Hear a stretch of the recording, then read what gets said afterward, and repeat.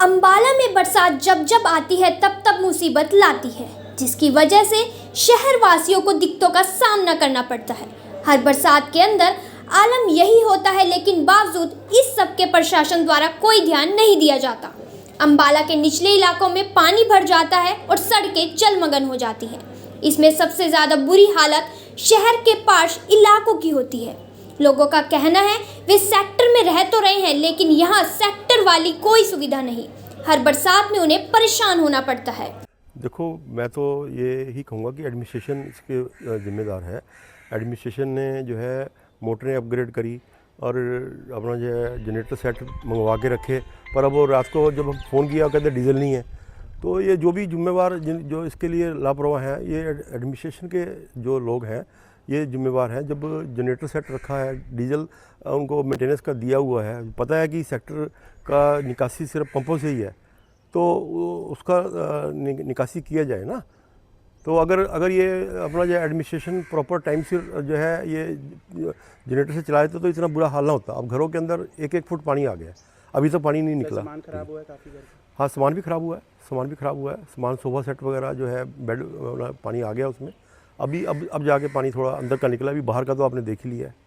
तो ये मैं सारी इसमें लापरवाही जो है एडमिनिस्ट्रेशन की अपना जो है करूँगा कि एडमिनिस्ट्रेशन को मतलब बिल्कुल भी अपना जो नहीं, और हम गाए बगाए एडमिनिस्ट्रेशन को जो है बताते रहे कि ये जो है ज़रूरी है। ये सारी काम ये अर्बन स्टेट के लिए 9 सेक्टर की ये ज़रूरी है। और रेन वाटर का पर्टिकुलरली जो वाटर लॉगिंग का है, और थोड़ी सी बरसात से ही है, क्योंकि निकासी है ही नहीं कोई। और अगर पंप का ही इसका ज़रिया है तो पंप तो कम से कम अपना जो प्रॉपर चलने चाहिए ना। अगर पंप भी नहीं चलेंगे तो पानी तो अपना जाएगा ही नहीं। ठीक। तो ये कहना क्या है सर, आप देख ही रहे हो, रात को वाइफ ने उठाया 12 बजे कि ये पानी घर के अंदर आ गया, और वो आप देख ही रहे हो कि कितना हालत ख़राब है, और अभी तक पानी उतरा भी नहीं है। और ना अभी मैंने ऑफिस जाना था अपने काम से, कहीं भी नहीं जा पाया, बच्चों ने स्कूल जाना था वो भी नहीं गए। तो मतलब ये है कि लॉक होके बैठे हैं, जब तक पानी उतरेगा नहीं जा नहीं सकते। सर किसको जिम्मेवार मानते हैं सब? प्रशासन ही है सर इसके लिए। क्या कौन जिम्मेवार है सर? बार बार बोल के इतना कुछ करने के बावजूद अगर वहीं के वहीं है, सब कुछ वहीं का वहीं है, 1% भी मतलब हमें फ़र्क नहीं लगा। आप देखो, इस बार मानसून अभी शुरू हुआ, हम कल बात कर रहे थे कि बारिश अभी शुरू हुई नहीं है, और रात ही बारिश हो गई। 2 घंटे की बारिश ने ये हाल किया। तो आप समझो कि अगर ये रेगुलर बारिश 2 दिन जो नॉर्मल होती है एक बार हो जाए, तो यहाँ क्या हाल होएगा हमारा सबका।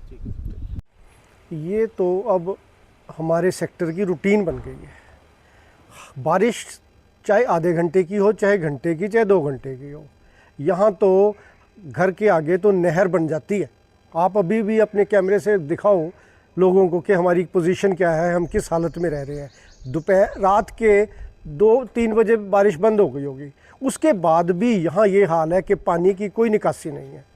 अगर निकासी कोई थोड़ी बहुत ही थी, इन्होंने बीजेपी वालों ने अपना ऑफिस चमकाने के लिए उस नाला जो जहाँ से पानी निकलता था, जो कम से कम हमारे घरों में तो नहीं घुसता था, वो वहाँ पे नाला बंद कर दिया, और उसका अल्टरनेटिव कोई नहीं बनाया।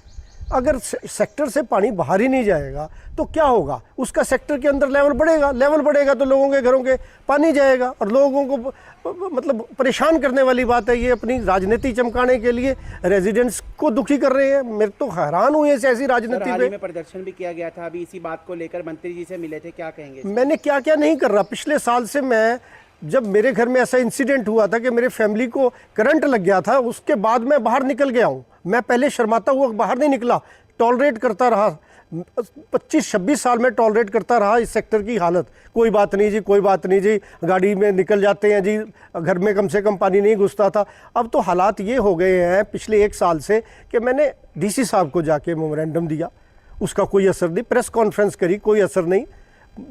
जाके चेयरमैन अपना म्यूनसिपल कॉरपोरेशन में बार बार मैं जाता हूँ, पर उसका कोई हल तो नहीं निकले। आफ्टर ऑल फिर मैं एमएलए की कोठी, मेरे को कहता था एमएलए जी आप कोठी पे चलो, हर एक मेरे को कहता था कोठी पे चलो, हम कोठी पे भी जाए, पर उसका फ़ायदा क्या है? कोई असर नहीं किसी के ऊपर। अब इन्होंने 1 महीने से पहले पानी निकालने के लिए कि लाइट चली जाएगी तो आपका पंपों से पानी निकालते हैं, आपके लिए हम जेन सेट सारे टीपीएस पे लगा देते हैं।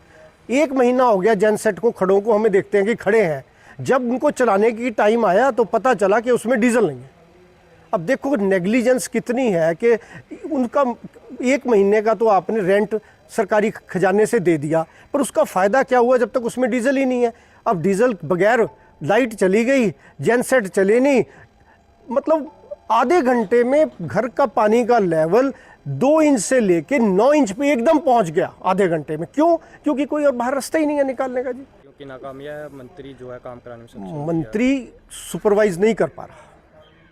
मंत्री को चाहिए कि जी जो अकाउंटेबिलिटी बनती है डिसमिस करो, सस्पेंड करो, कोई उनको कलम से कोई उनके खिलाफ एक्शन लो। अब ये रात का इंसिडेंट ही देख लो, अब जब जेनसेट्स में डीजल नहीं है, अब सरकार के पास कोई खजाना का कम, ये कहते हैं जी खजाना बहुत है, पैसे की कोई कमी नहीं। अब बताओ तुम्हारे पास डीजल तो तुम्हारे पास है नहीं डालने के लिए, कोई अकाउंटेबिलिटी फिक्स करो इसकी और उसको सस्पेंड करो किसी को जिसने ऐसी नेग्लिजेंस करके दिखाई है हमें।